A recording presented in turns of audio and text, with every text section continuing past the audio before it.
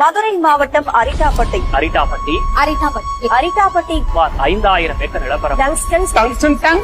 Tungsten தமிழ்நாட்டில் Sterlite ஜல்லிக்கட்டுக்கு அடுத்தபடியா மதுரை அரிட்டாப்பட்டியில மிகப்பெரிய ப்ரொடெஸ்ட் நடந்துகிட்டு இருக்கு. விஷயம் என்னன்னா, அரிட்டாப்பட்டியை சுத்தியுள்ள கிட்டத்தட்ட 5000 ஏக்கர் விவசாய நிலங்கள்ல டங்ஸ்டன் கனிமத்தை சுரண்டி எடுக்க ஒரு பிரைவேட் கம்பெனிக்கு மத்திய அரசு டெண்டர் விட்டு இருக்காங்க. இல்ல எனக்கு புரியல, மக்களுடைய விவசாயத்தையும் பூமியோடைய கனிம வளத்தையும் அழிச்சிட்டு நாட்டை சுடுகாடாக்குறது தான் உங்களுடைய பிளானா? ஏன்னா வளர்ச்சின்னு சொல்லிட்டு தமிழ்நாட்டில் இருக்கிற ஒவ்வொரு இயற்கை வளத்தையும் சுரண்டி கடைசியா அந்த இடத்த மனிதன் வாழ தகுதியற்ற இடமா மாத்திக்கிட்டு இருக்கீங்க. கன்னியாகுமரி, ராமநாதபுரம், இப்போ மதுரை.